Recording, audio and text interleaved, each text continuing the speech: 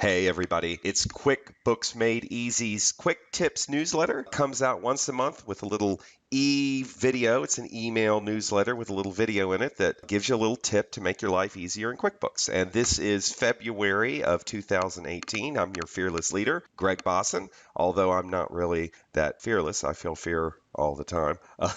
It's okay to feel fear. Just do whatever it is you're afraid of anyway, unless it's something completely stupid. But anyway, I'm also probably not your leader.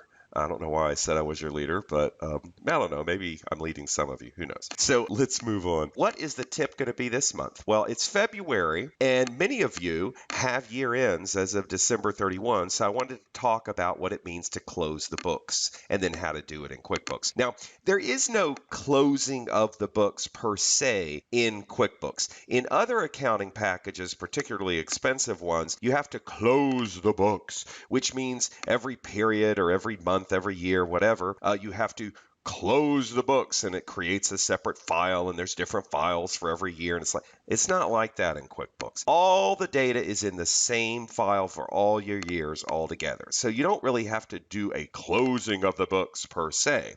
However, there is something that you might want to do. It's under company. In fact, I suggest strongly that you do it. And it's called set the closing date. And I'm going to tell you what it is and why you'd want to do it, and then we'll do it. When you set the closing date, you put a date in QuickBooks, and then it basically locks all the transactions on or before that date, and it prevents you from editing those transactions, from deleting them, and it also prevents you from adding new transactions on or before that date. Now, why would you want to do it? Well, because here we are in February. Let's say you're done with year end and you know everything is right, you've reconciled. You don't want anybody to screw with those numbers because you know they're right. Any transactions on or before December 31, you don't want anybody to screw with it, including yourself. And so what you do is you set the closing date. You put the date, December 31 in our example here, and then it'll prevent you from doing anything in your books on or before that date. Now, when I say before that date, I mean all the way back to the beginning of time, not just to the beginning of the year. I mean beginning of all years. So it locks it from that point all the way back. All right. So this is something that I highly suggest you do at least every year. Now, I'm going to go ahead and click Set the Closing Date. It's in the Company menu. And it's going to take us to this little Preferences tab, which means, for those of you that know QuickBooks well, yep, you could have gotten to it by going over to Edit and clicking Preferences. Preferences are little features that you can turn on and off, but it goes direct to the preference that you're interested in if you go to Company and Set Closing Date. All right, so you'll see down here at the bottom, here's where you set the closing date. Date through which books are closed. You can see we haven't set a date, and then you push this button to actually set the date and the password. So let me go ahead and set it. Now, here's where you put the date. What date do you put? Well, whatever date you want to set means all the transactions on or before that date will be frozen and you won't be able to add to them, delete from them, edit, whatever. So a lot of people, they do it every month. At the end of every month, they set the closing date. Some people wait until the end of the year. Doesn't matter. It's up to you. I like to set the closing date every month because I reconcile, make sure everything's fine, and then I set the closing date. But it's the end of the year, at least for some of you. Some of you have different year ends, but if your year end is December 31 and it's the end of the year, we'll go ahead and set the closing date as December 31, 2017. Now, I want you to understand one thing. You set the closing date after you've got everything taken care of. So you don't really have year end taken care of until late January, early February. Here it is, February 14th. So when you set the closing date, it's not like you do this on December the 31st, right before you go partying for New Year's. No, you do it later after you've got everything done. Today's date's February the 14th. I think you can even see it down here at the bottom of your screen here. And on that date, I'm going to sit in front of the computer and then I pick this date, December 31. So then it's going to lock everything on or before that date, not just to the beginning of 17, but all the way from 16, 15, 14, all the way back to the beginning of time. You won't be able to edit or change or add anything. Now, don't freak out. Just as easily as you can set the closing date, you can come back in here and unset the closing date. You can move it up, you can move it back. It's a lock, but you have the key. So I could just click OK at this point, and what would happen is if I try to change or edit or delete something on or before that date, I'll get a warning. Well, what do a lot of people do with warnings when it comes to QuickBooks? They just blow it off. So I like to add this extra special thing and put a password.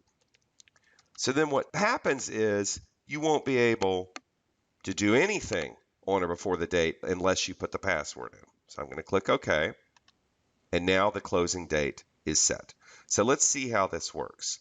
Let's see, I'm going to go to my chart of accounts list, and I'm going to go up to the top here and find a check. Here's a check dated in 16, so it's in the prior year. I'm going to edit the transaction, and I'm going to try and change something about it, okay? Maybe I'll change the account that it's pointed to. I'll click Save. Here's the warning. This modification will affect transactions from closed periods and could affect your previous financial reports. Again, if you didn't put a password, you could just click OK and do it anyway. It'd be like a warning, but they're forcing us to put a password here, okay? So I'm going to go ahead and put my password. This is something where it's like, yeah, I really do want to change it. So you can put a password and it'll let you change it. But at least you're thinking for a second before you have to put the password. Because if you do want to do this, you really got to work. You got to put a password. So hopefully it'll force you to think twice before you go ahead and make a change. So I'll click OK and it will let us change it. And the same thing happens if you try and enter new transactions on or before that date. Okay, December 31, 17. Let me try and enter a new transaction. Well, wow, I picked the same vendor. Let me pick somebody else here. All right.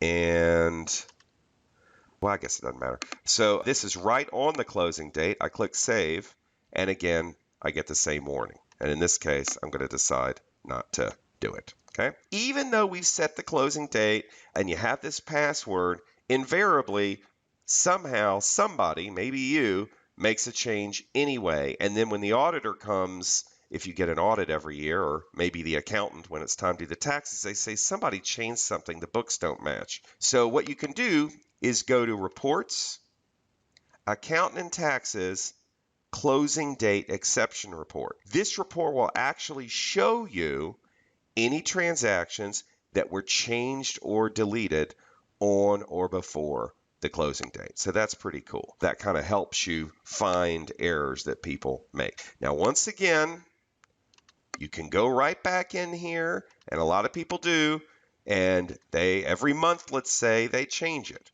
In March, when we're done with January, or maybe late February, then we'll set the closing date January, or we can remove the closing date altogether. It's up to you.